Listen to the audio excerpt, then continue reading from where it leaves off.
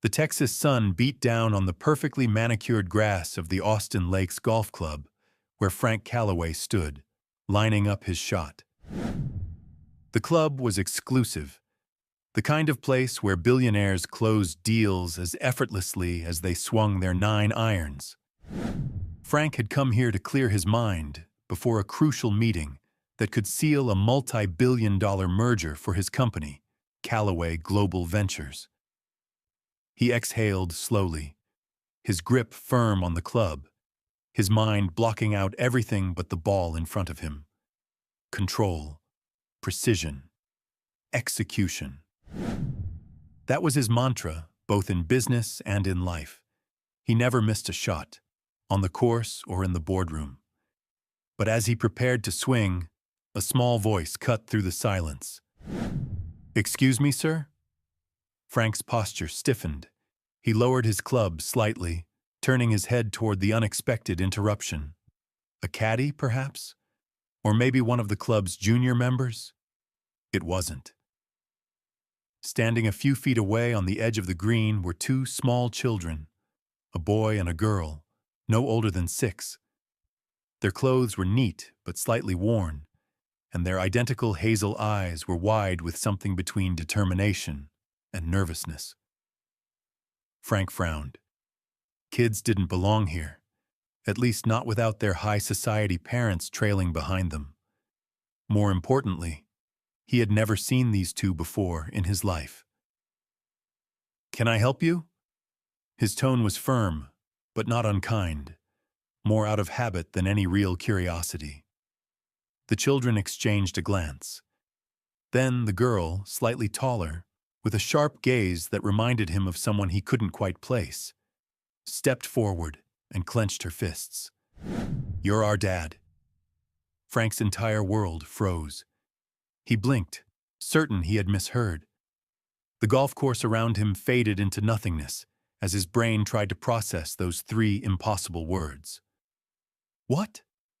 His voice was lower now, measured, like he was walking into a negotiation he hadn't prepared for. The boy, quieter and more hesitant, nodded in agreement. "You're our dad," he echoed softly. For the first time in his entire life, Frank Calloway felt unprepared. He straightened, his pulse spiking as his sharp, calculated mind scrambled for an explanation. This had to be a mistake, a misunderstanding. "I don't have children." His response was automatic, as certain as any business deal he had ever closed. The girl's expression didn't waver. She lifted her chin, defiant but unsure at the same time. "Our mom is Hannah Morgan." Frank stopped breathing. The name hit him like a sucker punch to the ribs. Hannah. A name he hadn't spoken in years. A name he had tried not to remember. And yet, here they were. 2 children who carried the same eyes he had once fallen for. A chill crawled down his spine. This wasn't a mistake. This was real. Frank's throat tightened, his mind racing to keep up. Hannah Morgan. He hadn't heard that name in nearly 7 years. And yet, standing before him were 2 children who had just shattered every certainty in his life with nothing more than a few simple words. His grip on the golf club turned rigid. "That's not possible." His voice was controlled, detached, his default reaction to anything unpredictable. "Hannah and I—" He stopped himself. There was no point explaining the past to a pair of 6-year-olds. But the girl, Ava, as he would later learn, wasn't backing down. She reached into a small, well-worn backpack slung over her shoulder and pulled out something. A single photograph. She stepped forward and held it out to him with unwavering resolve. "This is you, right?" Frank hesitated. He didn't want to take it. Didn't want to confirm what his gut already knew. But his body acted before his mind caught up, and he plucked the photo from her small hands. The moment his eyes landed on it, his heart stopped. It was him. A much younger version of himself standing next to Hannah, both of them laughing, caught in an unguarded moment. She looked the same in the photo as he remembered. Wild, beautiful, free in a way that he had never been. And she had loved him once, more than he ever deserved. Frank felt an unfamiliar weight settle in his chest. Hannah was gone. Dead. The word rang in his skull like a bell, echoing through every memory he had tried to suppress. And now, standing before him, were her children. His children. His jaw tensed. "Where is your guardian?" His voice was sharper than intended, but he needed answers. Ava's expression darkened. "We don't have one." Frank exhaled slowly, trying to keep control of the conversation. Bethany Clark. She was Hannah's closest friend. She took care of us for a little while." Ava interrupted, her voice suddenly quieter, less combative. "But she can't anymore. We don't have anywhere else to go." That shouldn't have mattered. This wasn't his responsibility. His life was structured, calculated. He wasn't meant to be anyone's father. And yet, when he looked at Lucas, who had barely spoken a word, he noticed the way the boy's fingers gripped the hem of his jacket, as if bracing for rejection. Frank knew that feeling. He had been that boy once. He sucked in a slow breath, then turned toward Mark, who had been watching the entire exchange unfold in stunned silence. "Find out everything. Now." Mark hesitated. "Sir, now."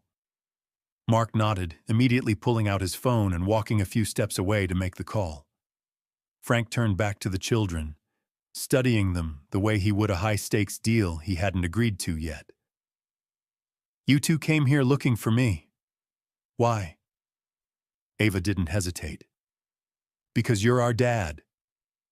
Lucas, still hesitant, finally spoke. "And we didn't have anyone else left." Frank clenched his jaw. It would have been easier if they had said they wanted money, help, anything transactional. But this was something he couldn't negotiate. Mark returned a moment later, his face unreadable. "Sir," he hesitated, then continued, lowering his voice. "It's true. Hannah passed away 3 months ago.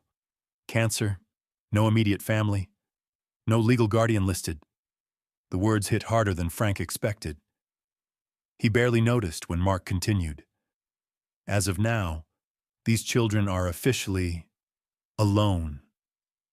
For the first time in his entire career, Frank Calloway didn't know what the next move was. Frank sat in the back seat of his black Bentley, the city lights of Austin blurring past the tinted windows. The air inside the car was thick with silence, broken only by the faint hum of the engine and the occasional tap of Mark's fingers against his phone screen. Across from him, the two children sat stiffly, their small bodies barely sinking into the plush leather seats. Ava stared out the window, arms crossed, her face set in thinly veiled defiance, while Lucas clutched his stuffed bear, his fingers gripping the worn fabric like a lifeline. Frank didn't know what to say. He was never a man who struggled for words. He dictated million-dollar deals, commanded boardrooms, and turned negotiations in his favor with a few calculated sentences. But this was different. His gaze flickered to the rearview mirror, catching Ava's expression as she cast a quick glance at him before turning back toward the glass. There was something unsettling about the way she wasn't afraid of him. Most people were, in some capacity. His presence alone was enough to make seasoned executives break a sweat. But this child, this girl who had just lost her mother and was sitting in the car of a man who was technically a stranger to her, wasn't intimidated. If anything, she looked like she was daring him to mess this up. Lucas, on the other hand, barely moved. The boy had barely spoken since their encounter at the golf course, And now, as he sat there curled into himself, his silence felt heavier than words ever could. Frank turned his attention back to Mark. "What else did you find?" His voice was steady, controlled, but there was an edge to it that even he could hear. Mark hesitated before responding, choosing his words carefully. "Hannah never filed for child support. Never listed you as the father on their birth certificates. There are no court records, no legal claims, nothing. As far as the system is concerned, these kids don't have a father." Frank exhaled slowly, pressing his thumb against his temple. Of course she hadn't. Hannah had always been stubborn, independent, reckless in her self-sufficiency. She must have decided that he wasn't worth the fight. Or maybe she had truly believed he wouldn't have cared. The thought didn't sit well with him. "And Bethany?" Frank continued, his voice sharper now. "She took care of them after Hannah passed, but it was never meant to be permanent. She doesn't have the resources to keep them long-term." Mark glanced toward the children before lowering his voice. "As of today, they have nowhere to go." Frank leaned back against the seat, staring at the city passing by in streaks of neon and headlights. This wasn't supposed to be his problem. He had built his entire life avoiding things like this. Messy, unpredictable, emotionally volatile situations. And yet, here they were, sitting in his car, completely and utterly alone. Ava finally turned from the window, her gaze locked on him. "Where are you taking us?" Her voice was steady, but he could hear the challenge underneath. She didn't trust him. Not yet. Maybe not ever. Frank met her stare evenly. "To a hotel for the night." Ava's expression didn't change, but something about the way her jaw tightened made it clear that was not the answer she had wanted. Ava's fingers curled into the fabric of her jeans, her jaw tightening as she processed his response. She didn't argue, but the silence that followed was louder than any words she could have thrown at him. Frank could feel her judgment, weighing him, assessing him, waiting for him to fail. The realization unsettled him. He didn't like being tested, especially not by a 6-year-old who looked at him like he was already losing. Lucas, still clutching his stuffed bear, finally spoke, his voice barely above a whisper. "We don't need a hotel." He glanced up, hesitant, but the flicker of hope in his eyes made Frank's chest tighten. "We just need a place to stay." Frank tapped his fingers against his knee, his mind automatically sorting through logical solutions like he would with a failing investment. A hotel was the easiest choice, detached, neutral, temporary. But even as he rationalized it, he could feel something shift inside him, something uncomfortably close to guilt. The idea of leaving them in a sterile suite, surrounded by unfamiliar faces, felt wrong. "Tomorrow we'll figure out a more permanent arrangement." He kept his voice even, controlled, as if this were just another logistical issue to be resolved. Ava scoffed under her breath, turning back toward the window, clearly unimpressed. "Right," she muttered, "because you're so great at making things permanent." The words hit harder than Frank expected. He clenched his jaw but didn't respond. What was he supposed to say? That she was wrong? That wasn't the truth. Hannah had been right not to tell him. The version of himself she had known all those years ago wouldn't have been a father. He wouldn't have even considered it. The car pulled up in front of the Austonian, one of the city's most expensive hotels. The valet stepped forward as Mark got out first, speaking briefly with the concierge before motioning toward Frank. Frank turned to the children. "Let's go."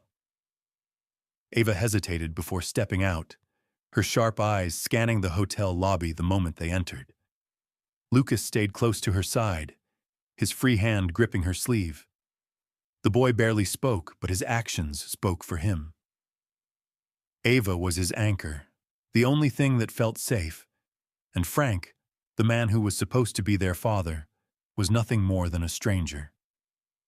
The check-in process was swift, the concierge handling everything with polite efficiency. The suite was spacious, modern, with floor-to-ceiling windows overlooking the city skyline. Luxurious, empty, temporary. Frank gestured toward the main room. "You'll have everything you need here." Ava's lips pressed into a thin line. "That's not what we need." Frank exhaled, frustration flickering beneath the surface. "It's what I can offer tonight." She didn't argue. She just nodded, slow and knowing, like she had already expected this outcome, like she had already decided that he wasn't capable of more. Lucas climbed onto the couch, hugging his bear tighter, his voice quiet. "When are you leaving?" Frank hesitated. It should have been an easy answer. He should have told them he had meetings to attend, a life that didn't involve them. But instead, he found himself unable to say the words. "I'll be back tomorrow." Ava didn't react, but for the first time, Lucas looked at him, not with doubt, but with something far worse. Hope. The penthouse suite was quiet, the kind of silence that felt unnatural, thick, expectant, pressing against Frank like an unanswered question. He had been in 100 hotels just like this one, each more extravagant than the last, each indistinguishable from the next. Yet standing there now, watching two children sit stiffly on an oversized couch, their presence turned the space into something unfamiliar. Ava was the first to move, crossing her arms over her chest, scanning the room with an unreadable expression. She had the sharp, assessing gaze of someone waiting for a deal to go bad. Lucas, on the other hand, sat close to his sister, his small hands still gripping his stuffed bear as he glanced at Frank, like he was afraid to make a sound. Frank exhaled, loosening his tie as he moved toward the bar. His day should have been over hours ago. Instead, he was here, in a hotel suite with two children he had no idea how to talk to. He poured himself a glass of whiskey, the amber liquid swirling as he forced himself to think. "Are we supposed to sleep here?" Ava's voice cut through the room, sharp but controlled. Frank turned, leaning against the bar, taking a slow sip before answering. "Yes, the room has 2 bedrooms. You can take the one down the hall." Ava didn't move. "And where are you staying?" Frank studied her, noting the tension in her shoulders, the way her fingers curled into her sleeves. She wasn't just asking about tonight. She was asking how long he planned on sticking around. "I have business to handle in the morning," he replied, keeping his tone even. "I'll be back later in the day." Ava scoffed. "Of course you will." She grabbed her backpack from the floor and turned toward the hallway. "Come on, Lucas." Lucas hesitated, casting a glance at Frank, before sliding off the couch to follow his sister. The door to their room shut a second later, leaving Frank alone in the cavernous space. He pinched the bridge of his nose. This shouldn't be this difficult. They were children, not adversaries. And yet, he had never walked into a business negotiation feeling as unprepared as he did now. A knock at the door broke the silence. Mark stepped in, holding a tablet. "The reports you asked for." Frank took it, flipping through the files. Background checks, legal documents, Hannah's medical records. A timeline of a life he should have known about, but didn't. Mark hesitated. "What do you want to do next?" Frank didn't answer immediately. Instead, his gaze drifted back to the closed bedroom door, the weight of responsibility settling in his chest like a vice. "Find me a house." His voice was firm, final, something permanent. Mark blinked, momentarily thrown off before nodding. "I'll get started on that." Frank nodded once, then turned back toward the city lights, for the first time in his life uncertain of what came next. Frank stood in front of the massive floor-to-ceiling windows, the city stretching out beneath him in a sea of blinking lights. Normally, this view grounded him, a reminder of control, power, achievement. But tonight, it felt distant, hollow. His reflection stared back at him, unreadable, but he could still hear Ava's voice, sharp with unspoken accusations. "Of course you will." He had heard doubt in people's voices before, investors, rivals, even former lovers. But hearing it from a child, his child, was something else entirely. His fingers tightened around the tablet in his hands as he scrolled further through the documents Mark had compiled. Hannah's life, condensed into cold facts and figures. The medical reports confirmed what Mark had said earlier. Cancer. Stage 4. No treatment pursued. Frank swallowed hard. He hadn't known. Would she have told him if she thought he cared? Would he have cared?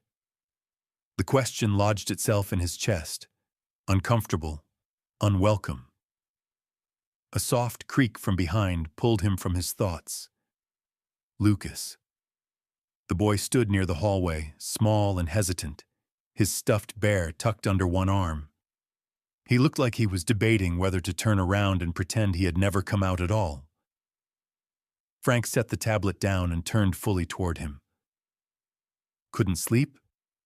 Lucas nodded, barely. His fingers tightened on the bear's ear. "Ava says it's okay if I have bad dreams, that they don't mean anything." Frank wasn't sure what to do with that. He wasn't the kind of man who comforted people, much less a child who had lost everything. "You have bad dreams a lot?" Lucas hesitated, then nodded again. "Mom used to sing to us when they got really bad. It helped." Frank's throat felt tight. He exhaled, keeping his expression neutral. "I don't sing." Lucas didn't look surprised. "I figured." There was no accusation in his voice, just quiet acceptance. Frank gestured toward the couch. "Sit." Lucas hesitated, then cautiously made his way over, climbing up and tucking his legs under him. The oversized couch made him look even smaller. Frank sat down across from him, running a hand through his hair. He should tell the boy to go back to bed. But Lucas was watching him now, uncertain but trusting, as if waiting for some kind of answer. Frank leaned back. "I don't sing, but I don't sleep much either. So, if you want to sit here for a while, I won't stop you."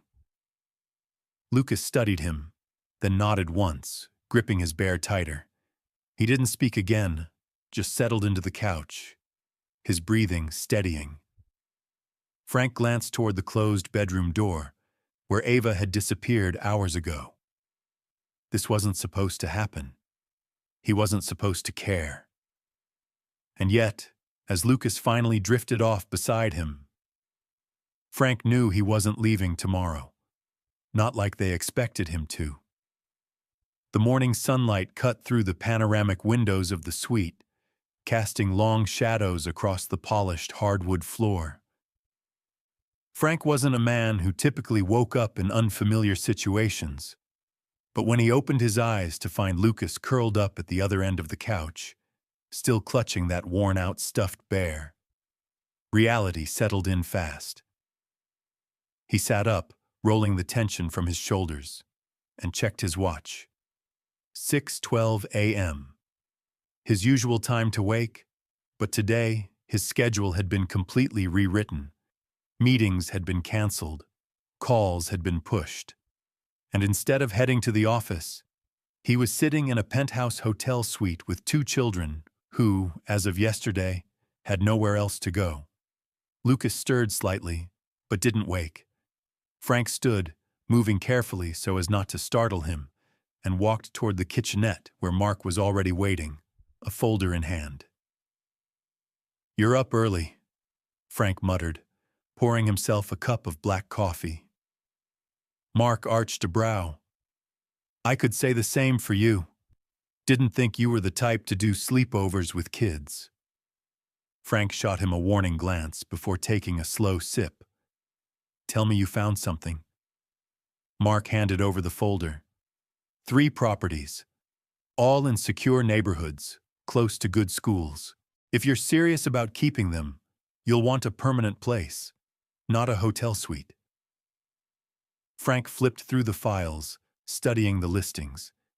Each house was large, private, strategic in its location. They were the kind of homes that a man like him would buy, not for warmth or sentiment, but because they were investments. But this wasn't a business decision. That unfamiliar tightness in his chest returned. This was something else entirely.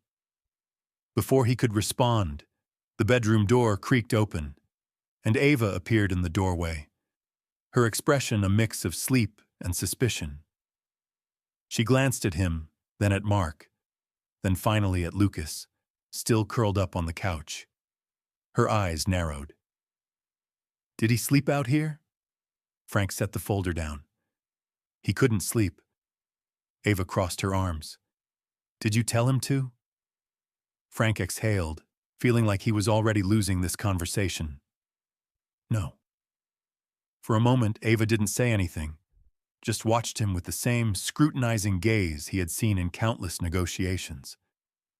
But then, without another word, she walked past them, heading straight for the kitchenette. She climbed onto one of the bar stools, grabbed an apple from the fruit bowl, and took a bite. It wasn't gratitude, but it wasn't defiance either. Mark leaned in, lowering his voice. "She's testing you, you know." Frank didn't answer. He already knew. What he didn't know was whether he was going to pass. Ava chewed her apple slowly, her gaze flicking between Frank and Mark, as if waiting for them to say something worth her attention. Frank knew that silence was a weapon in negotiations, but he had never expected to be outmaneuvered by a 6-year-old before breakfast. Lucas stirred from the couch then, rubbing his eyes sleepily before blinking up at them. For a moment, confusion flashed across his face, like he had expected to wake up somewhere else. His grip on the stuffed bear tightened before he slowly sat up. "Morning," he mumbled, voice thick with sleep. Ava tossed him a glance, then turned back to Frank. "So what's the plan?" Frank set his coffee down, leaning against the counter. "We're leaving the hotel." Lucas perked up slightly. "To go where?" Mark, still standing by the island, slid the folder across the counter toward Frank, but Ava was faster. She grabbed it, flipping it open before Frank could stop her. Her sharp eyes scanned the contents, photos, addresses, descriptions. It didn't take long for her to piece it together. "These are houses," she said flatly, holding up one of the listings. "You're buying a house?" Frank exhaled through his nose. "I'm considering it." Ava's lips pressed into a tight line, her fingers gripping the edge of the folder. "And then what?" Frank met her gaze. "Then we figure out the rest." She didn't react right away, just studied him the same way she had the night before, like she was looking for cracks in something that was supposed to be solid. Eventually, she snapped the folder shut and slid it back toward him. "You don't have to do this," she said, voice unreadable. "If you don't want us, just say it." Frank's jaw clenched. He had spent his entire life walking into high-stakes deals with complete certainty, and yet this moment felt more fragile than anything he had ever negotiated. You think this is just about what I want? His voice was quieter now, but it carried weight. You lost your mother 3 months ago. You don't have anyone looking out for you. That's not a situation that I can ignore. Ava watched him carefully, searching for dishonesty, but she wouldn't find any. Because for the first time in a long time, Frank Calloway wasn't playing a role. He was standing in the middle of something he didn't fully understand, and he wasn't walking away. Lucas, still quiet, studied the folder before looking up at him. What if we don't like the house? Frank exhaled, running a hand through his hair. Then we'll find another one. Ava's brows lifted slightly, as if she hadn't expected that answer. Lucas looked at his sister, then back at Frank. And what if we don't like you? For the first time that morning, Frank let out a dry, humorless chuckle. Then I guess I'll just have to deal with it. Ava didn't smile, but something in her expression shifted. She picked up her apple, hopped off the bar stool, and walked toward the door.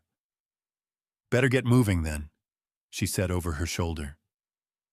And just like that, Frank realized he had just agreed to something he hadn't even fully processed yet. He was taking them home. Frank drove in silence, his hands steady on the wheel as the city skyline gave way to tree-lined streets and quiet neighborhoods. The sun was rising higher now, casting a warm glow over Austin's suburban roads, a stark contrast to the tension sitting heavy in the car. The kids were in the back seat. Ava staring out the window, expression unreadable, while Lucas sat beside her, knees pulled up slightly, fingers idly tracing the seam of his jeans. It had taken exactly 10 minutes for Ava to start asking questions. So, you just decided one day that you wanted to buy a house and keep us? Her voice was light, but the edge was there, challenging, testing. Frank kept his gaze on the road. Number Y decided yesterday. Ava snorted. Right, because that makes so much more sense. Frank inhaled through his nose. Patience wasn't something he practiced often, but something about this girl and the way she refused to take anything at face value forced him to tread carefully. I don't do things halfway. If I say I'm going to do something, I do it. Ava didn't respond, but she didn't look convinced either. She was waiting for him to prove it. Lucas finally spoke, voice quiet. Have you ever had a family before? Frank's hands tensed slightly on the steering wheel. Yes, but not the kind that mattered, not the kind these kids were looking for. I had a sister. Indy Lucas perked up slightly. Had? Frank's jaw clenched. She's still around. We just don't talk much. Ava turned away from the window. So, you're not really good at the whole family thing, huh? Frank almost laughed. Almost. No, Ava, I'm not. Silence settled in again, but this time, it wasn't as heavy. 15 minutes later, they pulled into a long, winding driveway lined with oak trees. The house was modern but warm, sleek glass windows against a backdrop of stone and wood.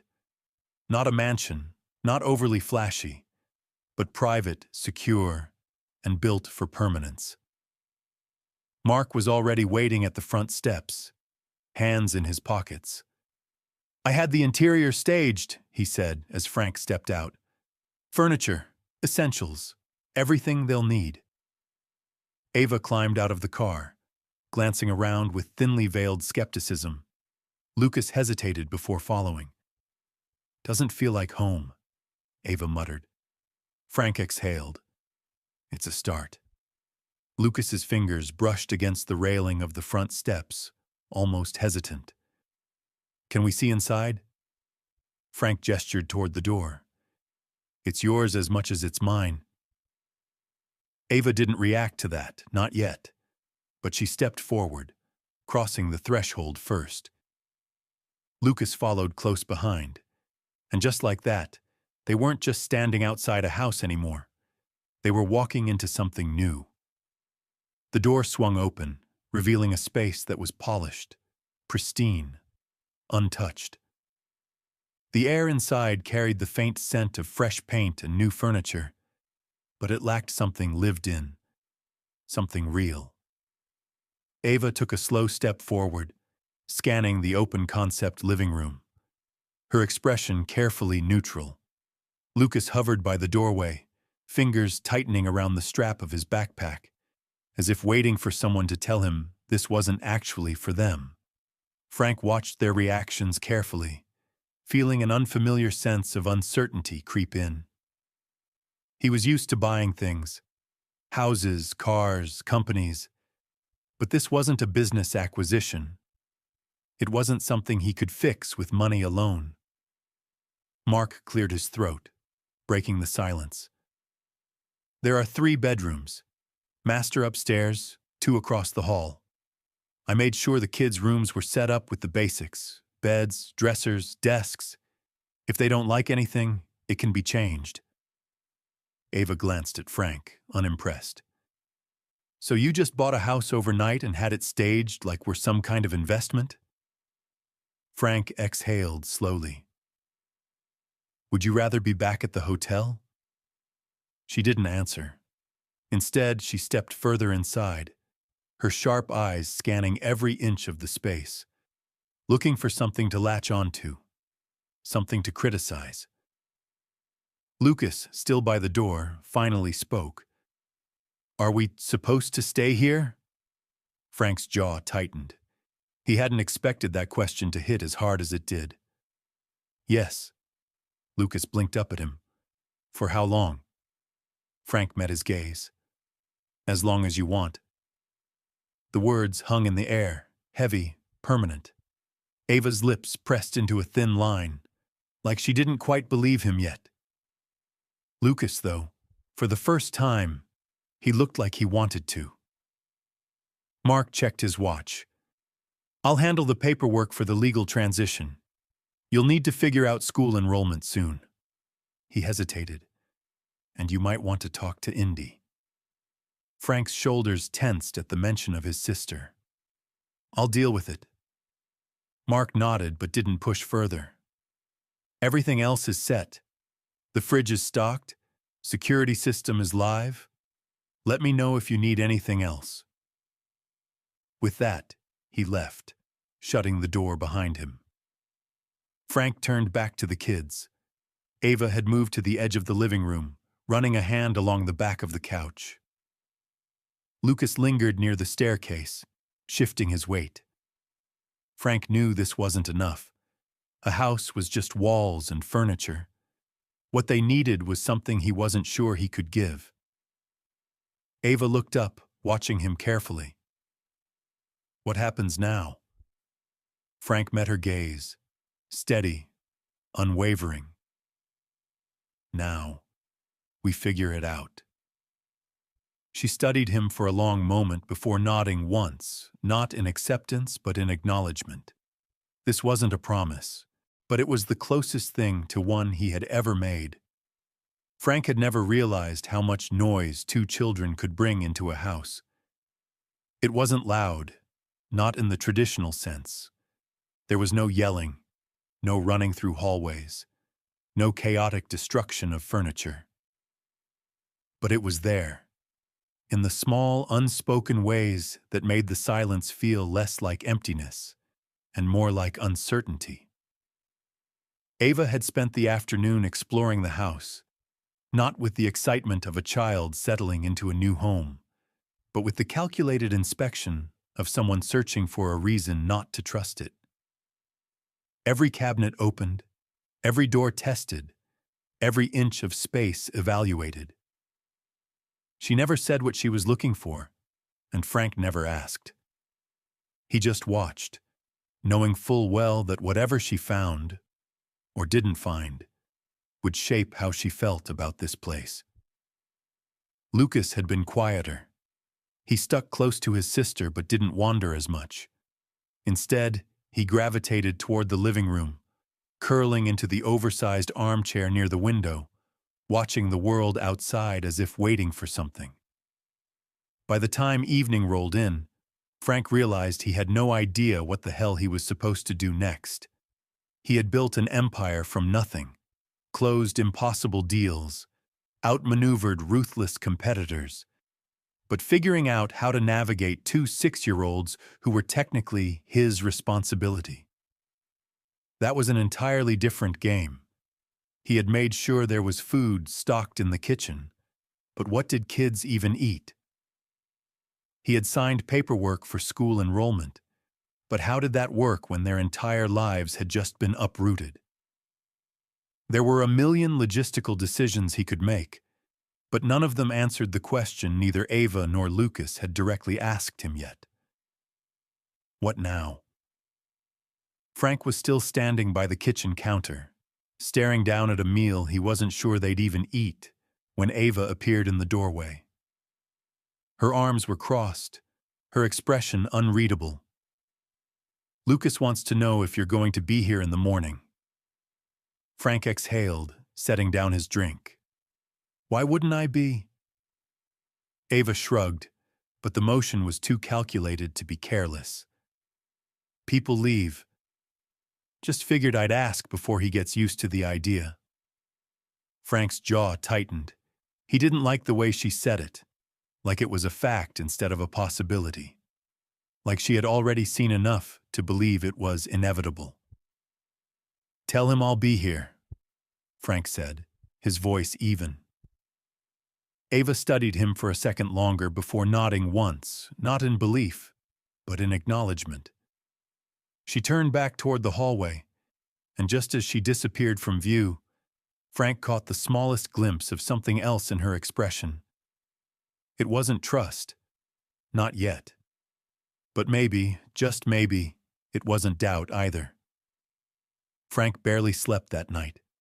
It wasn't because of work or stress or the never-ending stream of unread messages piling up on his phone. It was because, for the first time in years, he wasn't the only one in the house. Every sound, the soft creak of floorboards, the distant rustling of sheets, the quiet hum of the security system resetting at midnight, was a reminder that his life was no longer just his own. He stayed up late, sitting in his office, reviewing paperwork he wasn't actually reading. His mind kept circling back to the way Ava had spoken earlier, so certain that he wouldn't be here in the morning. That wasn't just suspicion, it was experience. Sometime after 2 a.m., he must have dozed off at his desk, because the next thing he knew, his phone was vibrating on the glass surface. Mark. Frank rubbed his eyes, exhaling as he answered. "This better be important." "You need to check the security cameras." Frank stilled, his exhaustion evaporating instantly. "What?" Mark's voice was tense. "Lucas left the house 5 minutes ago." Frank was on his feet before the words fully registered, already moving toward the hallway, his pulse sharp and immediate. He pulled up the security feed on his phone, and there it was. Grainy footage of a small figure slipping out the front door, disappearing into the darkness, avenue. She was already standing in the hallway, her face pale but furious. "Where is he?" Frank didn't waste time answering. He grabbed his keys, threw open the front door, and ran. The night air was cool against his skin, the driveway empty. Lucas couldn't have gone far, not with his small legs and hesitant steps. But why had he left at all? Frank's mind raced through the possibilities, but he didn't have time to dwell on them. He moved quickly, scanning the streets, checking between parked cars, listening for the soft sounds of footsteps against pavement. And then finally, he saw him. Lucas was standing near the end of the street, small and motionless, his arms wrapped tightly around himself. Frank's chest tightened. He approached carefully, his steps measured. "Lucas." The boy flinched, startled, and when he turned, his eyes were wide, wet, filled with something that nearly knocked the breath from Frank's lungs. "I thought you left," Lucas whispered. Frank stared at him. It wasn't fear. It wasn't defiance. It was something worse. It was certainty. Lucas had walked out of that house fully expecting Frank to be gone. Frank crouched down in front of him, his voice even, steady. "I'm still here." Lucas didn't move. Frank exhaled. The deal-making part of his brain was already calculating, already recognizing what this was. This wasn't about a house, or food, or schools. This was about convincing a 6-year-old boy that he wasn't going to disappear. And for once in his life, Frank knew there was no negotiation to be made. There was only one answer. "You don't have to check, Lucas," Frank said quietly. "I'm not leaving." Lucas stared at him for a long, silent moment. Then, slowly, so painfully, cautiously slow, he nodded. And for the first time, Frank realized he wasn't just saying the words. He meant them. Frank barely spoke on the walk back to the house, but he didn't need to. Lucas was quiet, but this time, it wasn't because he was afraid to speak. It was because he was processing something fragile, something uncertain. The boy kept his small hands balled into fists at his sides, his shoulders tense. But every few steps, he would glance up at Frank as if to make sure he was still there. Like he was testing the truth of what had just been said. "I'm not leaving." Frank wasn't a man who made promises lightly. He rarely made them at all. Promises were liabilities. They were expectations waiting to be broken, and broken expectations led to problems. And yet, for the first time in his life, he had said something without calculating the risks first, and that terrified him. Ava was waiting at the front door when they got back, arms crossed, but her eyes weren't sharp with anger. They were wary, scanning Lucas first, then flicking to Frank. She stepped aside without a word, letting them in, but as soon as the door shut, she turned to Lucas. "You okay?" Lucas nodded, rubbing his hands over his arms, still chilled from the night air. Ava exhaled, shaking her head. "You scared me, you know." Lucas didn't look at her. "I just wanted to check." Ava frowned. "Check what?" Lucas hesitated. Then finally he whispered, "If he was still here." Frank felt something tighten in his chest, but he stayed silent. This wasn't his conversation to step into. Ava's expression darkened, but not with anger, with understanding, like she wasn't surprised at all by the answer, like she had been expecting it. She turned to Frank then, her gaze cool, calculating. "You made a big deal about buying this house, but you still haven't told us what happens next," she said. "Are you actually keeping us? Or are we just here until you figure out a better option?" Frank held her stare. "You're not going anywhere." Ava didn't react immediately, but he could see the wheels turning in her head. She didn't trust words, not yet. But maybe, just maybe, she wanted to. She exhaled sharply, running a hand through her tangled hair. "Well, if we're staying, I hope you at least bought real food, because Lucas eats like a human garbage disposal." Lucas looked up, frowning. "Hey," Ava smirked, nudging him slightly. Frank watched the exchange, something almost unfamiliar stirring in his chest. He didn't recognize it at first, but then slowly it settled into something concrete. It was the feeling of something real beginning to take shape, something that, for the first time, felt permanent. Frank didn't react outwardly, but something about Ava's words, "if we're staying," stood out to him. It wasn't confirmation, not yet, but it was the closest she had come to acknowledging, that this wasn't just another stop on their list of temporary homes. He could work with that. He walked toward the kitchen, rolling up his sleeves. "There's food in the fridge. Mark stocked everything." Ava followed, arms still crossed. "Great. Do you even know how to cook?" Frank opened the fridge, scanning the neatly arranged groceries. He could negotiate billion-dollar deals, break down market trends in seconds, and handle hostile takeovers with his eyes closed. But standing here, staring at eggs, milk, and a dozen other ingredients that meant nothing to him, he realized he had absolutely no idea what to do next. Ava smirked. "Thought so." She brushed past him and grabbed a loaf of bread. "Lucas, get the peanut butter." Lucas, now looking more awake, perked up and shuffled to the pantry. Frank watched as the two of them worked in perfect sync, like they had done this routine 100 times before. Ava spread peanut butter onto slices of bread with quick, precise movements, while Lucas carefully lined them up, pressing each sandwich together neatly. Frank leaned against the counter, arms crossed. "You two run a restaurant I don't know about." Ava shrugged, not looking up. "We learned how to make food early. Mom was always busy and sometimes she wasn't feeling good. It was just easier this way."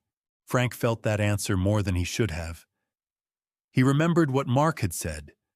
Hannah hadn't pursued treatment. She had been dying, and these kids had been feeding themselves. Ava finished making the sandwiches and handed one to Lucas before sliding a plate across the counter toward Frank. "Here, in case your rich guy diet doesn't allow peanut butter." Frank eyed the sandwich, then met Ava's gaze. "Thanks." She didn't say anything, but there was something different in the way she looked at him now. Less hostility, more calculation. Like she was still waiting for him to screw this up, but she wasn't actively trying to push him away anymore. Lucas, already halfway through his sandwich, spoke between bites. "So, what happens tomorrow?" Frank took a bite of his own sandwich, chewing thoughtfully before answering. "Tomorrow we figure out school, and we set up a routine." Ava arched a brow. "A routine? You live here now. That means schedules, rules, and making sure you both don't end up running wild." Lucas wiped a crumb from his lip. "Mom didn't like rules." Frank exhaled, setting his sandwich down. "Then I guess we'll have to make new ones." Ava studied him for a long moment. Then, slowly, she nodded. And for the first time, Frank realized they were no longer waiting for him to leave. They were waiting to see if he would stay. Frank wasn't used to waking up to the sound of someone else moving through his house. His mornings had always been silent, controlled, predictable. But today, there was none of that. Instead, there were footsteps down the hall, the faint sound of cabinets opening and closing, and muffled voices carrying from the kitchen. It took him a second to place the unfamiliar rhythm. Then he remembered. He wasn't alone anymore. By the time he walked into the kitchen, Lucas was already at the table, swinging his legs under the chair while chewing on a piece of toast. Ava stood by the counter, stirring a spoon into a cup of yogurt like she had lived there for years. Frank glanced at the digital clock on the microwave. 6:45 a.m. He hadn't even set an alarm, but they were already up, already moving, already settling into routines that didn't include him. "You always wake up this early?" he asked, grabbing a cup from the cabinet. Ava didn't look up. "It's a habit." Lucas swallowed a bite before answering. "Mom used to get up early for work. We just got used to it." Frank took in the way they had already made breakfast for themselves, the way they instinctively moved through the kitchen without hesitation. He should have expected it, but still, the realization hit harder than it should have. They didn't rely on anyone. They had learned not to. He poured himself coffee and leaned against the counter. I spoke with the school last night. Your enrollment is being processed. Lucas looked up from his plate, blinking. We're going to school? Frank took a sip of coffee. That's usually how it works, yeah. Ava's spoon clinked against the side of her cup as she set it down. Where? Frank pulled his phone from his pocket and slid it across the table toward them, an email open with the details. Westbrook Academy. It's a private school. Small classes, good curriculum, safe environment. Ava barely glanced at the screen. That sounds expensive. Frank smirked. Lucky for you, I can afford it. Lucas leaned closer, reading the details. Mom said private schools were for rich people who didn't know how to have fun. Frank chuckled. She wasn't wrong. Ava folded her arms. So that's it. You just signed us up without asking? Frank met her gaze evenly. I'm not going to make you go if you don't want to, but you need an education. And from what I understand, your old school wasn't exactly great. Ava didn't deny it. She held his gaze for another second before exhaling through her nose. Fine. But if it sucks, I'm blaming you. Frank smirked. Wouldn't expect anything less. Lucas fidgeted with the edge of his napkin. When do we start? Frank checked the email again. Next Monday.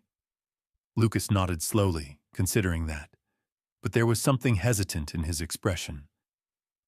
Frank could tell he wanted to ask something else, but he didn't push. Ava grabbed her empty yogurt cup and tossed it in the trash. So what are we supposed to do until then? Frank thought about his schedule. He had meetings, calls, responsibilities. But as he looked at the two kids sitting in his kitchen, he realized something that should have been obvious. They weren't going anywhere, and neither was he. He set his coffee down. I'll take the day off. Ava's eyebrows shot up in genuine surprise. You can do that? Frank smirked. I own the company. I think I'll manage. Lucas brightened. What are we going to do? Frank considered that. For the first time in a long time, he had no set plan, no structured agenda, just time. He exhaled, rolling his shoulders. We'll figure it out. Ava's eyes narrowed slightly, like she wasn't sure if she believed him yet. But Lucas? For the first time since meeting him, Lucas smiled, and somehow that felt like a victory.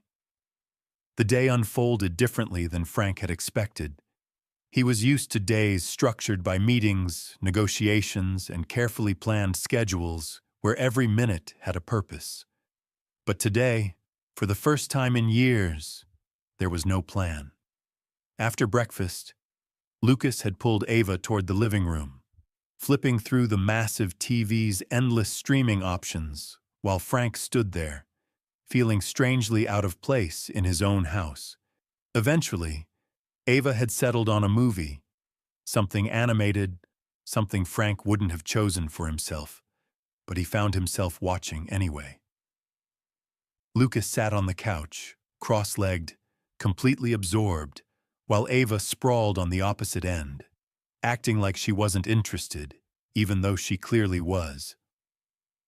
Frank took the armchair across from them, watching more than just the screen. It was the first time they looked like kids. No sharp remarks from Ava, no distant silence from Lucas. Just two kids watching a movie in a house they were still deciding if they could trust. Midway through, Lucas glanced at Frank, as if expecting him to leave, disappear, make a phone call, go back to his real life. But Frank didn't move. He didn't pull out his phone. He just stayed. And something in Lucas's posture relaxed. When the credits rolled, Ava stretched, grabbing the remote. That was a solid 6 out of 10. Lucas frowned. It was an 8. Ava smirked. You have no taste. Lucas huffed. tossing a pillow at her, which she dodged effortlessly. Frank found himself shaking his head, amused despite himself. Do you two agree on anything? Ava shrugged. Not really. Lucas thought for a moment. We both like grilled cheese. Ava pointed at him. That's true, but you put way too much cheese in yours. Lucas crossed his arms. There's no such thing as too much cheese. Frank leaned back in his chair, watching them bicker, and realized something strange. He liked this. The banter, the easy rhythm of their conversation, the way Lucas was finally talking more, the way Ava's edges weren't quite as sharp as before. Ava stood, stretching. I want to go outside. Do we even have a yard? Frank gestured toward the glass doors leading to the back patio. See for yourself. Ava pushed them open, stepping outside, and Lucas followed close behind. Frank stayed back for a second, watching through the glass as Ava took in the space. Large, private, lined with oak trees and open air. Lucas wandered toward the far end, where a few old stepping stones led toward a small garden. Ava turned back to Frank, still standing inside. You coming, or are you scared of the sun? Frank smirked, stepping outside, the warmth of the afternoon settling around them. Lucas crouched near a patch of flowers, running his fingers over the petals. Mom liked gardens, he said softly. Ava's expression flickered for half a second, but she nodded. Yeah, she wanted to have one, but we moved too much. Frank hadn't known that, hadn't known a lot of things. Ava kicked at the ground, glancing at him. Are we supposed to call you something? Frank raised a brow. Like what? Ava shrugged. I don't know. People at school are going to ask, and random rich guy takes too long to say. Frank exhaled, considering that. Call me whatever you want. Ava studied him for a second before nodding. Okay, Frank it is. Lucas hesitated. Then quieter, he asked, And if we don't want to call you that? Frank met his gaze. He knew what Lucas wasn't asking. You don't have to call me anything you're not ready for. Lucas thought about that, then nodded. Ava didn't say anything, but the fact that she wasn't pushing back meant something. For the next hour, they wandered the backyard, exploring what was now theirs, but still didn't feel like it yet. Lucas traced patterns in the dirt with a stick. Ava climbed onto the low stone wall, balancing herself like a tightrope walker, and Frank stood there, watching, present, fully there. It wasn't perfect. It wasn't natural. But it was something. And for now, that was enough. Frank had spent most of his life avoiding distractions. Distractions were liabilities. They pulled focus, created unnecessary attachments, made people weak. He had built his success on discipline, on control, on always knowing the next move before anyone else did. And yet, standing in the middle of his own kitchen, watching Lucas carefully arrange his breakfast, while Ava aggressively scraped the butter knife across her toast, he realized something he hadn't before. This was a distraction, and for some reason, he didn't mind. Are you always this violent with your food? Frank asked, taking a sip of coffee as Ava nearly shredded the toast in front of her. She smirked. It builds character. It had only been a few days, but the shift in their routine was noticeable. The way Lucas no longer looked like he was waiting for something to go wrong. The way Ava challenged him less because she felt like she had to, and more because it was just her personality. School starts tomorrow, Frank said, setting his mug down. You'll need to be up by 6. Ava groaned dramatically. Why do rich people's schools start so early? Frank smirked. To make sure you don't grow up lazy. Lucas perked up. I think it sounds fun. Ava turned to him, horrified. What is wrong with you? Lucas shrugged, unbothered. It's a new place. I want to see what it's like. Frank watched them, filing away the fact that Lucas was adjusting faster than Ava. He wasn't sure why, but Ava was still holding back, still waiting for something. You'll be fine, Frank said, taking another drink of coffee. It's a good school. Ava rolled her eyes. Yeah, and you're a great dad. The words were sarcastic, but they hit harder than they should have. Frank held her gaze, letting the silence stretch. I never said I was, he admitted, but I'm here. Ava didn't respond right away. She just studied him, like she was trying to figure out if she believed that yet. Lucas suddenly frowned, looking around. Where's my bear? Ava glanced at him. You had it last night. Lucas shook his head, already sliding off his chair. I thought I did, but I don't see it. Frank was about to brush it off. It was just a toy, right? But then he caught the way Lucas's hands fidgeted, the way his chest rose a little faster than normal. It wasn't just a toy. Frank stood. We'll find it. Lucas looked up, surprised, but nodded. Ava crossed her arms, leaning against the counter. It's probably in your room. You sleep like you're fighting ghosts. Lucas didn't argue, already rushing toward the hallway. Frank followed, not because he thought it was urgent, but because Lucas looked like it was, and the last thing he wanted was for that familiar, creeping look of disappointment to settle in the kid's eyes again. Frank had expected an adjustment period. He had assumed there would be tension, hesitation, maybe even outright resistance from Ava and Lucas as they settled into the new house. But he hadn't expected how quietly exhausting it would be. Not because they were difficult, but because they weren't. They didn't ask for anything. They didn't demand his time or attention. They simply existed, cautiously maneuvering around him like they were still waiting for the moment when everything would fall apart. And maybe that was the hardest part.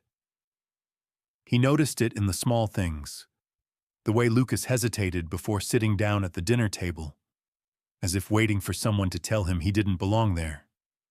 The way Ava double-checked the front door locks every night, like she expected to wake up somewhere else. They were testing him without ever saying a word, waiting to see if he'd stay, if he'd get tired of them, if he'd realize he had made a mistake. It had been 4 days since they moved in, and Frank had been careful not to push too hard, not to make promises he wasn't sure they were ready to hear. He wasn't good at this. He didn't know how to fill silences with warmth, didn't know how to make a house feel like home. But he showed up. He was there in the mornings, there at dinner, there when Ava needed a ride into town and when Lucas got frustrated, trying to build something with the set of blocks Frank had bought him. He didn't always have the right words, but he was there. And then, just when things had started to feel almost steady, almost routine, everything broke. It started with one phone call. Frank had been in his office, scanning through emails when his phone buzzed on the desk. He almost ignored it until he saw the name on the screen. Indy. His chest tightened. It had been over a year since they'd spoken. Indy wasn't the type to reach out for no reason. She had spent years making it clear that she wanted nothing to do with him. He exhaled and answered. I was wondering when I'd hear from you. A beat of silence. Then Indy's voice, sharp and unfiltered. You're kidding, right? You think you can just show up after all this time and take in 2 kids without talking to me first? Frank leaned back in his chair, pinching the bridge of his nose. They're my kids. I don't need your permission. Indy scoffed. That's rich. You don't even know how to be a brother, and now you think you can be a father? His grip tightened on the phone. I don't need this from you right now. You don't need a lot of things, Frank, but those kids do. And I have to wonder if you've even thought about what happens when you get tired of them. Frank exhaled slowly, trying to keep his temper in check. I'm not leaving them. Indy's silence stretched for a second too long. Then, softer than before, she said, "Neither was Dad." Until he did. Frank's stomach twisted, the familiar burn of old resentment crawling up his spine. "I'm not him." "Then prove it," Indy said, and hung up. Frank let out a sharp breath, tossing his phone onto the desk. His hands curled into fists. He hated that she had said it out loud. The fear that had been sitting in the back of his mind since the moment Ava and Lucas walked into his life. What if he wasn't built for this? What if he did exactly what they expected him to do? What if he left? A knock on the office door made him snap out of his thoughts. When he looked up, Ava was standing there, arms crossed, expression unreadable. She didn't say anything for a moment, just studying him the way she always did, like she was looking for cracks. Then finally she asked, "Who was that?"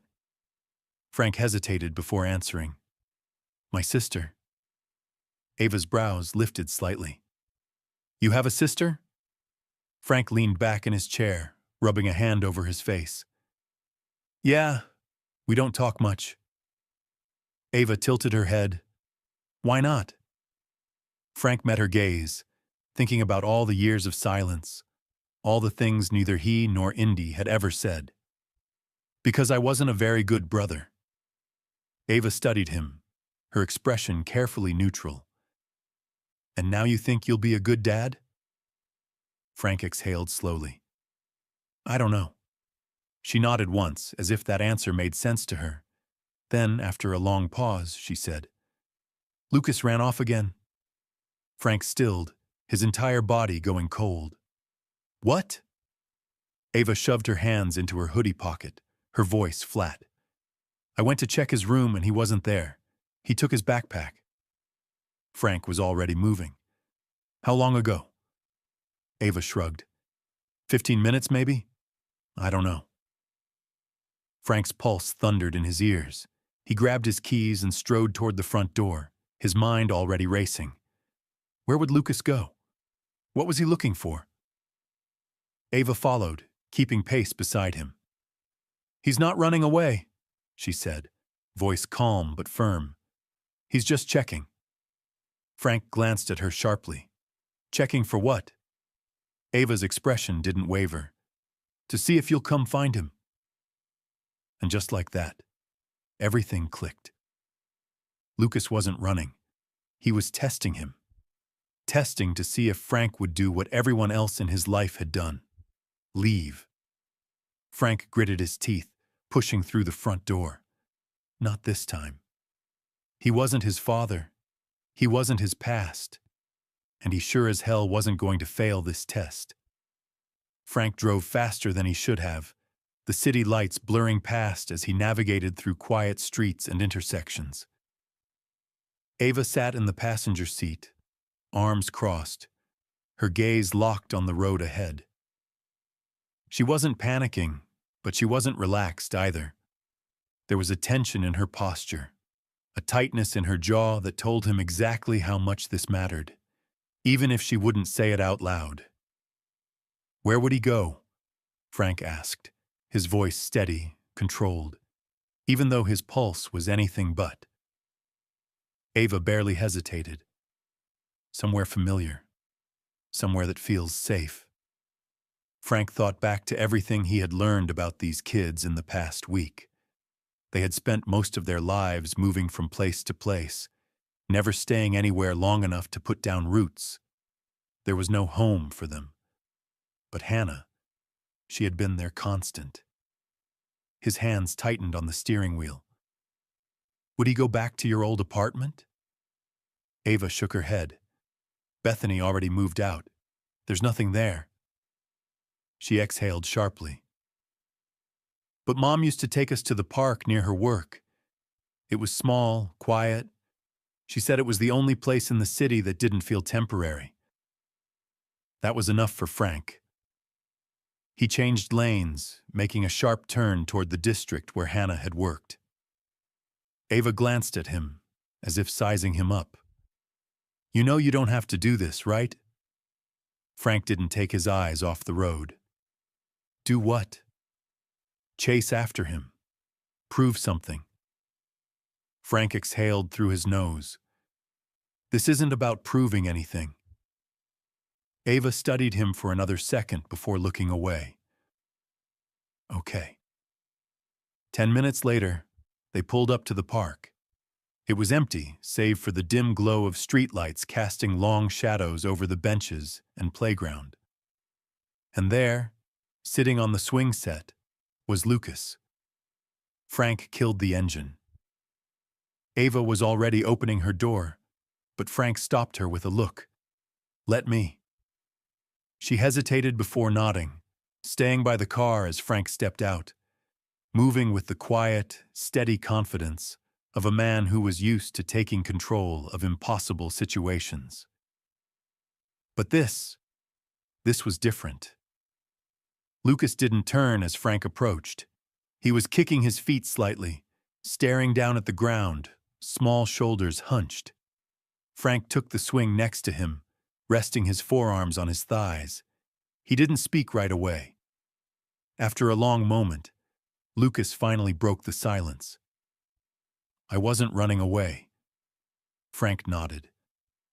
"I know." Lucas glanced at him, searching his face for something, then looked back down at the dirt beneath his feet. "I just wanted to see if you'd come," Frank exhaled, leaning back slightly. "Did you think I wouldn't?" Lucas shrugged, small and quiet. "Most people don't." Frank stared at the ground for a second before answering, voice calm but firm. "I'm not most people, Lucas." Lucas was silent, but his hands gripped the chains of the swing a little tighter. Frank leaned forward, resting his elbows on his knees. "I don't have all the answers. I don't know what I'm doing half the time. But I do know one thing. I'm here, and I'm not going anywhere." Lucas didn't move right away, but then, slowly, cautiously, he looked up, eyes searching Frank's face for any sign of dishonesty, any reason not to believe him. And for the first time, Frank saw something shift. It wasn't trust. Not fully. But it was the beginning of it. Lucas didn't say anything right away, but his fingers relaxed on the swing's chain, just slightly. Frank knew that trust wasn't something that came with words. It came with action, with consistency, with showing up again and again until there was no room left for doubt. And Lucas, for all his quietness, had been waiting for someone to show up. The night air was crisp, carrying the faint scent of grass and pavement warmed by the sun earlier that day. Frank could hear the distant hum of traffic, the occasional rustling of leaves as the wind moved through the trees. But in this small moment, the world had narrowed down to just him and the boy sitting beside him. "You think I'm going to leave?" Frank said finally, his voice even, steady. Lucas hesitated before nodding, small and almost imperceptible. Frank sighed. "That's not something a 6-year-old should have to worry about." Lucas's grip tightened on the swing. "I'm not 6. I'm almost 7. Frank let out a small breath that was almost a laugh. "Right. Almost 7. My mistake." Lucas didn't smile, but the tension in his shoulders eased just a fraction. Frank leaned back, staring at the sky, the dark stretch of stars barely visible through the city's glow. "You don't have to test me, kid. I'm not going anywhere." Lucas stared at him for a long moment, like he was cataloging every word, measuring it against every disappointment he had ever known. Then, finally, he looked away and whispered, "Okay." It was the smallest word, but it carried the weight of everything that had led them to this moment. Frank didn't push for more. He knew better. Instead, he stood and held out a hand. "Come on. Ava's waiting." Lucas hesitated, then slowly slid off the swing and took Frank's hand without a word. It wasn't trust, not yet, but it was something close. As they walked back to the car, Ava leaned against the door, arms crossed. She didn't look surprised to see Lucas, but there was something guarded in her expression as she turned to Frank. "So, did he pass your test?" Lucas glanced at her. "I wasn't testing him." Ava's gaze flicked back to Frank, reading him in that way she always did, always waiting for him to screw this up. But something about whatever she saw in his expression made her nod once. "Okay." Frank arched a brow. "That's it?" Ava shrugged. "You found him. That's more than some people would have done." Frank exhaled, unlocking the car. Lucas climbed into the back seat first, and Ava slid in beside him. But before Frank shut his door, Ava spoke again. "You can say all the right things, but words don't mean much." Frank looked at her in the rearview mirror, his grip tightening on the wheel. "I know." Ava didn't look away. "Good. Just don't forget it." The drive home was quiet, but it wasn't tense. Lucas nodded off somewhere along the way, head resting against the window, his small breaths even. Ava didn't talk, but she didn't shut down either. She stared out at the dark streets, arms tucked into her hoodie, expression unreadable.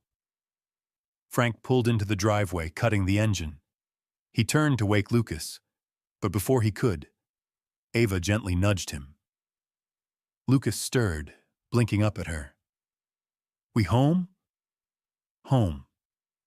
Frank wasn't sure what surprised him more, the fact that Lucas had called it that, or the fact that for the first time, Frank didn't immediately question it.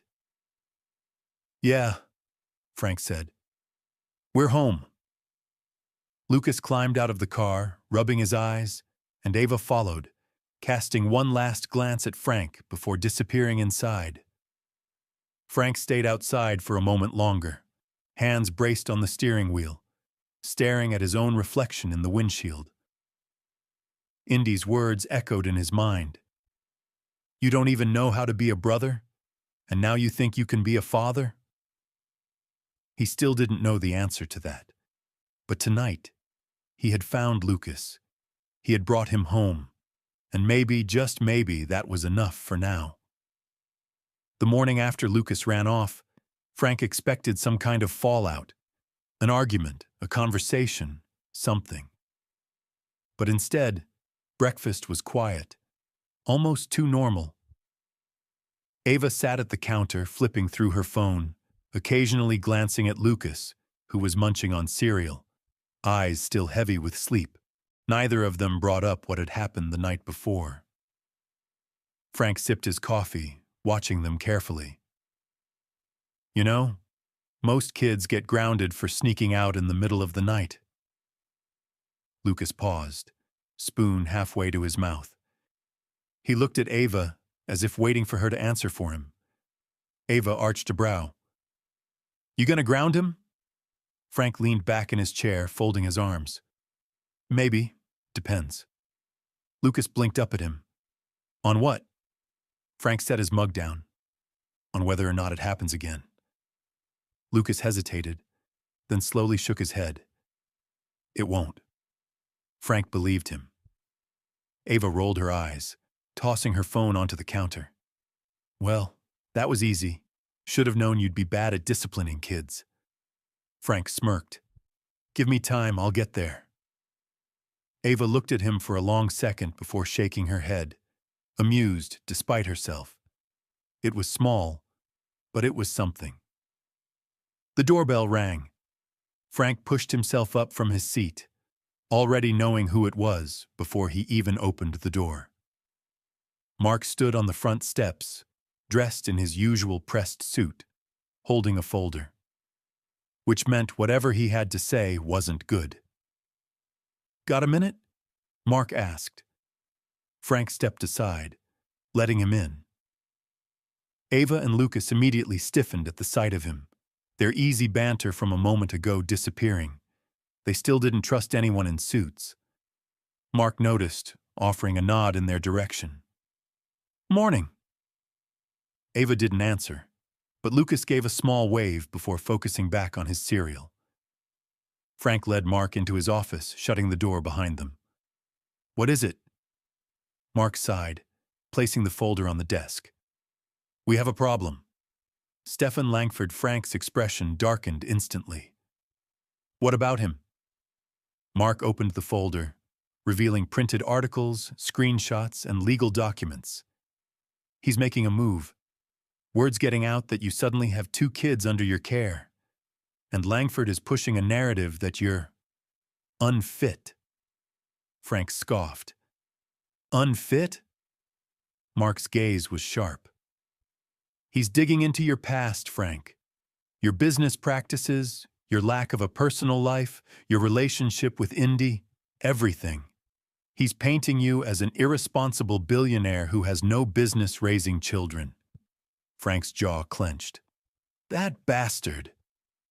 Mark nodded. "Yeah, and if this gains traction, you might have a legal fight on your hands." Frank exhaled slowly, forcing himself to stay calm.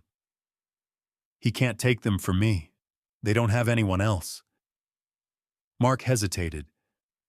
"Legally, it's messy. You weren't listed as their father on the birth certificates. Hannah never filed anything official. If someone challenges your custody, you might not have as strong a case as you think." Frank's hands curled into fists. "What does he want?" Mark's voice was grim. "To ruin you, and he's willing to use them to do it." Frank's pulse was steady, controlled, but beneath the surface he was already preparing for war. Frank clenched his jaw, his mind already racing through possible counteractions. Langford was a snake, always had been. This wasn't about the kids. It was about leverage, control, humiliation. Langford wanted to make him look weak, to exploit the one vulnerability Frank had never shown before. He inhaled deeply, forcing himself to think. "What's our next move?" Mark tapped the folder. "We can try to get ahead of it, control the narrative, show that you're stepping up, that you're actually fit to raise them." He hesitated. "But that means going public with them. Interviews, appearances, letting people see you as more than just the ruthless CEO who's never had a personal life." Frank exhaled sharply. He had spent his entire career building a reputation as untouchable. Every deal he made, every decision, had been calculated to keep him in control. And now? Now, he was being backed into a corner, forced to defend something that he had barely had time to understand himself. He rubbed a hand over his face. "And if we don't?" Then Langford keeps spinning the story his way, and someone with the wrong connections might decide to intervene legally. Frank hated the idea of putting Ava and Lucas in the public eye. They had already been through enough upheaval. But if he didn't take control of the situation, it wouldn't matter what he wanted. Someone else would make the decision for them. A knock on the office door made them both look up. A second later, Ava pushed it open without waiting for permission, arms crossed, her expression unreadable. "So what's the emergency?" Frank exchanged a glance with Mark before closing the folder and sitting back. "Nothing you need to worry about." Ava scoffed. "Right, because that always means everything's fine." Frank studied her, considering whether to brush her off, but something about the way she was watching him, like she already knew something was wrong, made him change his mind. He gestured toward the chair across from his desk. Sit. Ava raised an eyebrow but moved into the room, dropping into the chair with casual defiance. What is it? Frank chose his words carefully. Someone is trying to use you and Lucas against me. Ava stilled. It was subtle, but he caught it. The way her fingers curled slightly. The way her expression shifted from skepticism to something harder, sharper. She didn't speak right away. Then finally she said, "Why?" "Because they think I shouldn't have you," Frank answered honestly, "and because they want to hurt me." Ava leaned back in the chair, processing that. So, what happens if they win? Frank's stomach twisted at the thought. We don't let them win. Ava's gaze locked onto his, her expression careful, measured, testing him again. You really want to keep us? She asked, her voice quiet but carrying weight. Even if it screws up your life? Frank didn't hesitate. Yes. Ava held his stare for a long moment. Then finally she exhaled, nodding once. Okay. Frank arched a brow. Okay? She shrugged. You already found Lucas when he ran off. Might as well see if you can pull this off too. Frank let out a low breath, something between relief and amusement. It wasn't trust, but it was the closest she had come to giving him a chance. Mark cleared his throat, shifting in his seat. There's one more thing. We might need to talk to Indy. Frank's amusement vanished instantly. His expression darkened. No. Ava's brows lifted. Who's Indy? Frank stood, his voice clipped. My sister. And she's not part of this. Mark looked unimpressed. Frank, she's family. If this turns into a custody battle, a judge is going to ask about your personal connections. You have no history of being around kids, no family unit to back you up, except her. Whether you like it or not, she could be the difference between keeping them or losing them. Frank's entire body tensed. He hadn't spoken to Indy in over a year, and their last conversation had ended in words sharp enough to cut. Ava studied him, clearly noticing the shift in his posture. She doesn't like you, does she? Frank exhaled. It's complicated. Ava smirked. That's what people say when it's not complicated, just bad. Frank ran a hand through his hair, irritation rising. It's not your problem. Ava tilted her head. If someone's trying to take us away, then yeah, it is. Frank held her gaze, his jaw tight. Then, reluctantly, he turned back to Mark. Find her. See if she'll even take the damn call. Mark nodded. Already on it. Ava pushed herself up from the chair, stretching. Cool. Let me know if we're getting kidnapped or whatever. Frank exhaled through his nose, shaking his head as she walked out. Mark smirked. She's a lot like you know. Frank sighed, rubbing his temples. Don't remind me. Mark stood, gathering his things. I'll keep you updated on Langford and Indy. Frank nodded, but his thoughts were already elsewhere. Langford, the media, Indy. This wasn't just about proving he could be a parent anymore. This was a fight, and he wasn't about to lose. The days following Mark's visit were a whirlwind of strategic planning, media management, and uncomfortable phone calls. Frank had been pulled into a war of perception, his life scrutinized under a microscope in a way it never had been before. His carefully cultivated image as a ruthless, untouchable CEO was now being used against him, framed as cold, unfeeling, unfit to be a parent. It was the exact kind of narrative Langford wanted to push. But Frank was nothing if not a fighter. He leveraged every connection he had, called in favors he'd sworn he'd never use, and crafted a response that painted a starkly different picture of his life. One where his decision to take in Ava and Lucas wasn't a whim, but a conscious choice to honor the legacy of Hannah Morgan, a woman he had cared for deeply. Throughout all of this, Ava watched him with a guarded expression, skepticism flickering in her eyes as the news outlets churned out headlines dissecting their story. Lucas, on the other hand, clung to routine, finding comfort in the small, predictable rhythms of their days together. Frank knew he needed to do more than just defend himself. He needed to prove to them, and maybe even to himself, that he was here for the long haul. Then, finally, came the inevitable call from Indy.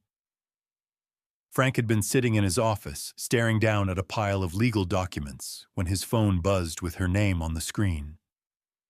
He exhaled sharply, bracing himself before answering. Indy. There was a pause on the other end, then her voice as sharp and clear as ever. Frank, we need to talk. They met at a quiet cafe downtown, neutral ground away from the noise of his office and the tension of the house. Indy arrived first, her presence commanding even in a casual setting.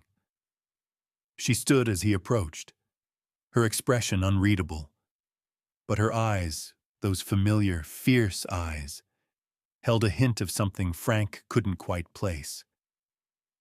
He sat across from her, the air between them thick with years of unresolved history. Indy didn't waste time with pleasantries.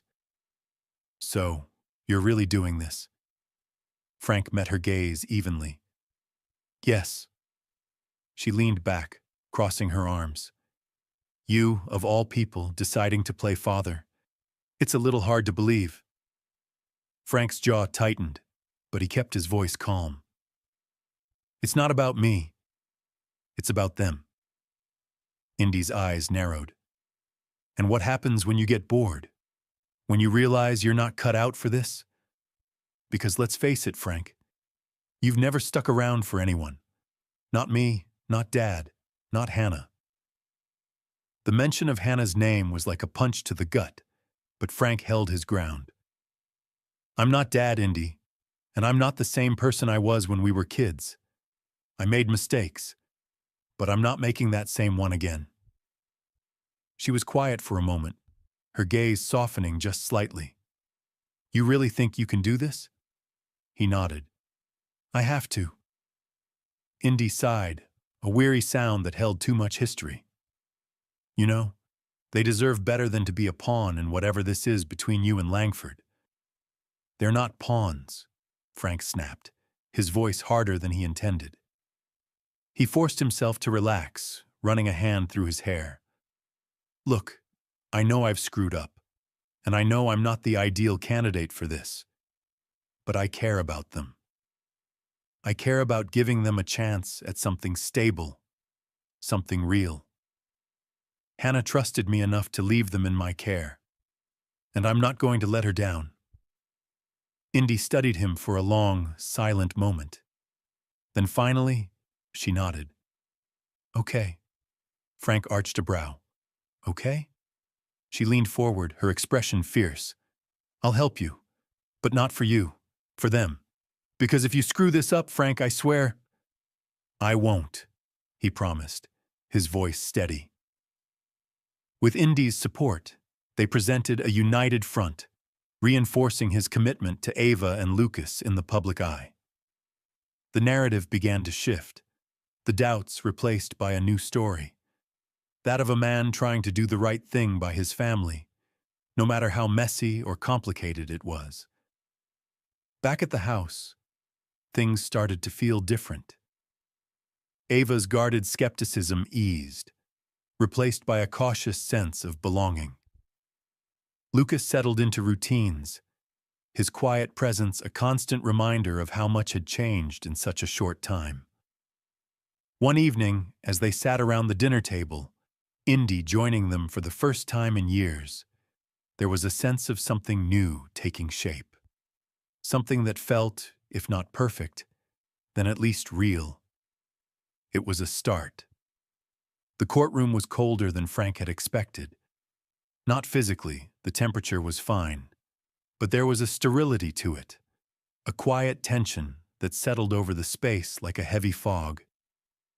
He had been in high-stakes negotiations before, had sat across from billionaires with the power to ruin entire industries, but nothing had ever felt quite like this. Because this wasn't just a business deal. This was about Ava and Lucas, and he couldn't afford to lose. He sat at the table with his attorney, Julia Monroe, a woman known for her ruthless efficiency in corporate litigation, but who had also built a strong reputation in family law.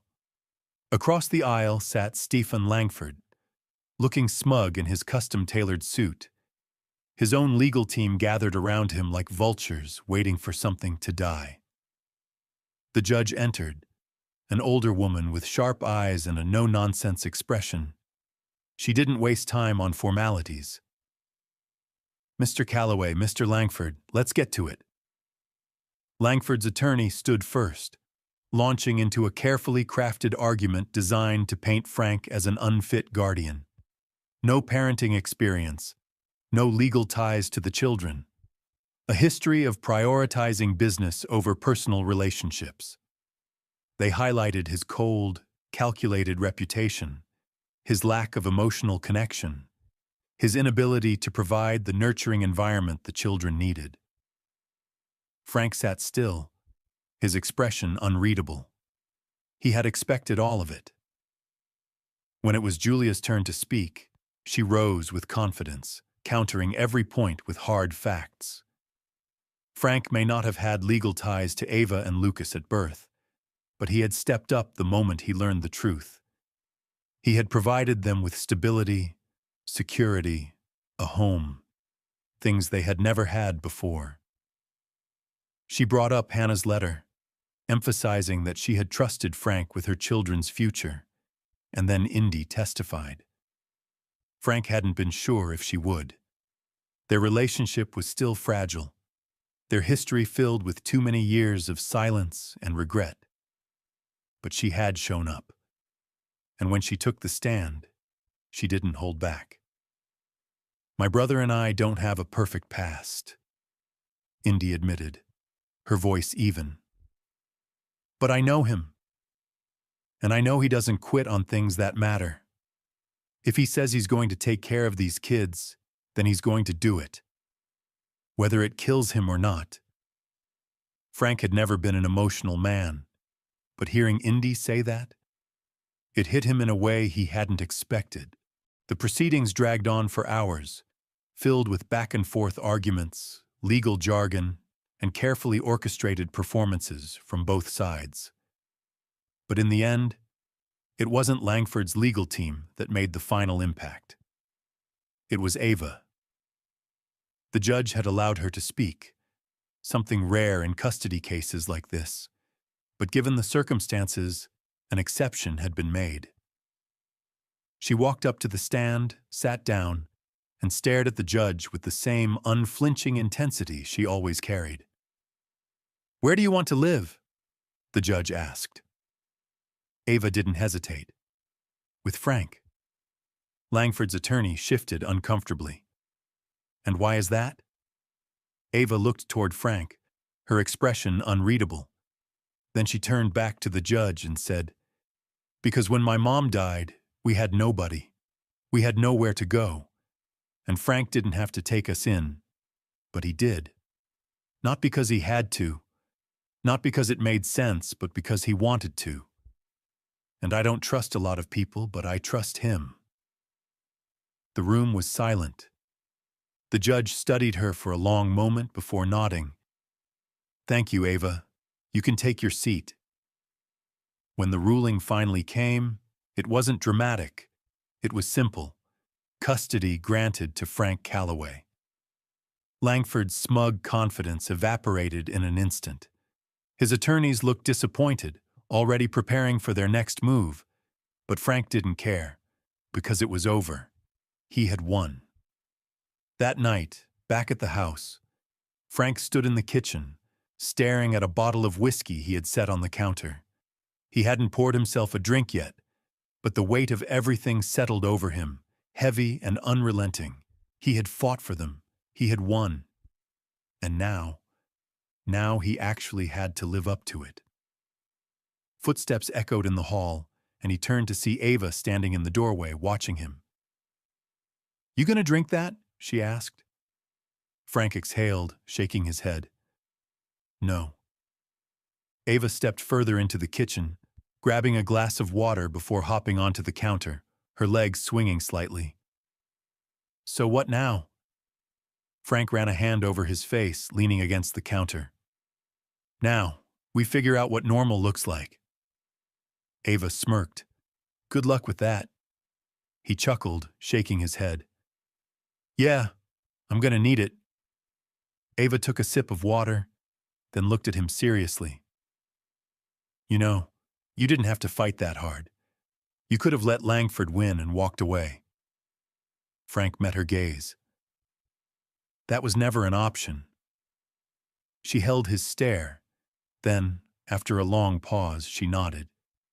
It was small, barely noticeable, but it was the closest thing to acceptance she had given him yet. A voice came from the hallway. "Ava?"